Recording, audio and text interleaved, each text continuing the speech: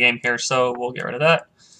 And we have this one. Let's start off with, let's go e4 here. I'll play you. I got up to 1004 finally. Okay, yeah, send the challenge my way. Steven. All right, knight f3, knight c6 probably. All right, we're gonna play the Evans Gambit. I know that somebody requested this the other day if black had played bishop c5.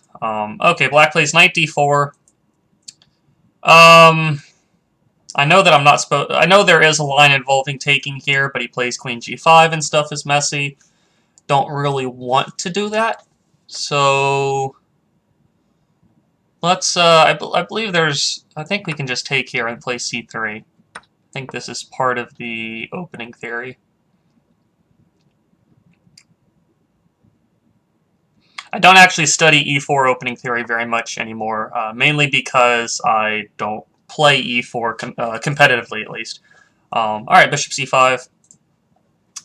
Let's just annoy black, I suppose. b4.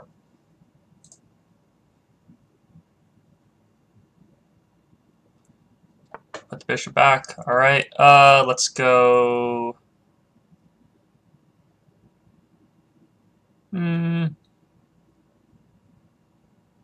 I don't see why not. Let's just go a4. Threatening a5. He'll probably play a5 himself, or a6. I guess that's okay. Let's just go a5 to kick the bishop back a little bit more. And we are going to just get castled. Don't see why not. If he goes knight f6, we're going to kick that knight around with e5, and then kind of kick him right back. Alright, he goes queen f6. Okay. We're going to do something kind of cool looking here. Actually, no, that's a big mistake. If I take the pawn, he plays queen takes, and then my bishop and rook are under fire. So we can't do that just yet. So what are we going to do? What are we going to do? I think I like e5 here. e5 just to kick the queen. If he takes it, rook e1 pins the queen.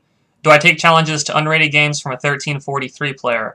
Yeah, I could take an unrated challenge, I suppose. I know that you asked that the other day, Inari.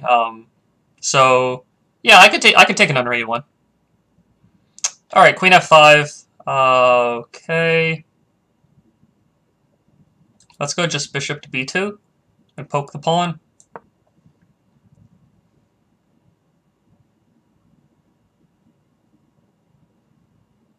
Threatening just to take that pawn for free.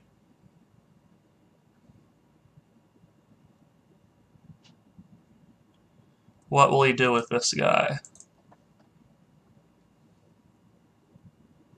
Okay, advances it. That seems fairly risky. This pawn looks like it could be picked off at some point. Maybe not just yet, but I feel like I could do it fairly soon.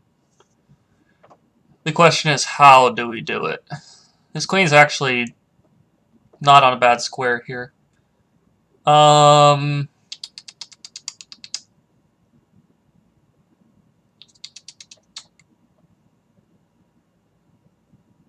going to go with king h1. Get away from this bishop pinning the pawn. I might advance this and see what happens there. Yeah, let's advance this. I'll play queen f3 next move to attack the pawn on d3. Alright, he plays d5. This looks risky. We're just going to capture and open up the center. Rook e1 check is now a possibility. He might have missed that I could capture on passant. Maybe that's what happened there.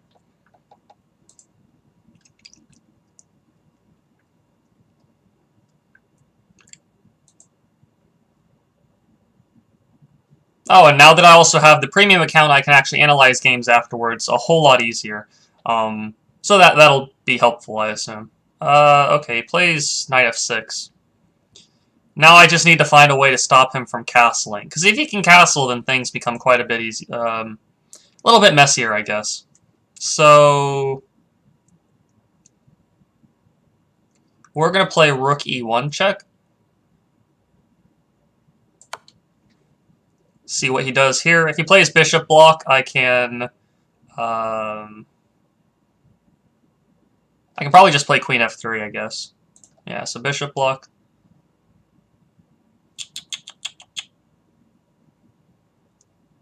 It's actually a little bit of a messy position. Messier than I'd like it to be.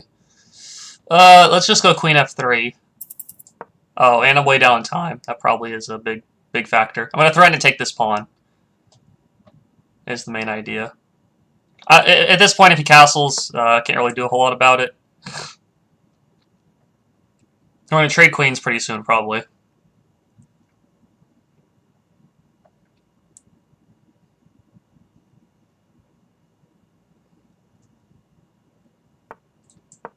Alright, bishop e2 just to guard the queen. Let me get some extra time on my clock here so that I can explain things a little bit better. Threatening just to take the queen and trade off some pieces. And I can play d4 to block out his bishop on a7. Alright, so d4 is probably my next move. I don't really care about this d6 pawn too much. I'm already up some material. Yeah, we're just going to d4 it. If he doubles the pawns, I can't really do too much about it right now. Alright, knight d2, keep my rook guarded. Alright, so we're actually pretty good here as white.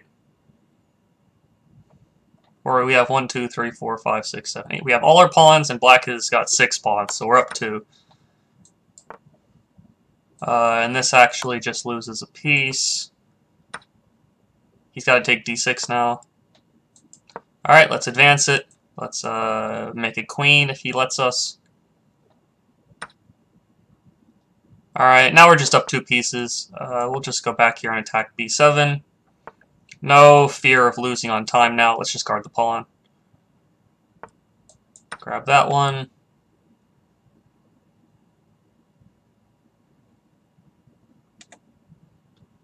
And should be time for him to probably throw in the towel, unfortunately. Yeah, there it is. Okay, so now we have the, let's see, good. Oh, he already left the chat. Never mind. Let's go to the analyze board. Alright, so now we can actually analyze stuff. Cool. Okay. So, the opening goes here. I'll accept your game, your challenge in just 1 second, Inari. I see it there. I'll accept it in just 1 second. Black plays knight to d4 after bishop c4. Not really, I wouldn't say it's a very good line. Not that I'm an expert with e4 by any means, but I don't feel that it's very good. It breaks principle of moving the same piece twice. I know that there are some traps involved with, like, this kind of stuff. That's a pretty annoying trap. But, of course, if I don't take the pawn, then I should be fine here. Just trade, c3, kick his bishop around a bit. Queen f6. I was originally planning to take, and then like rook a3, and then swing the rook in this direction. But annoyingly, he can play queen takes, and he's forking both pieces, and I can't guard both of them at the same time. So instead, though, I played e5, kicking the queen. Bishop b2, d3, king h1, f4, capture en passant. Now that I notice he wants to castle. If he could castle, his position's not terrible. So I check him first. He blocks, and I play queen f3. He does get the castle, and I do pick up the pawn. Go there. We trade off queens. And now it's just about me. Well, he drops a couple pieces, but at this point it was pretty much just about me making use of my extra pawns on the board. And after he blunders pieces, though, that is unfortunate, and then it's just about kind of finishing up the game there. Alright, so I'll take a challenge here, Inari. Let's see, 3-2 unrated. Alright, good luck.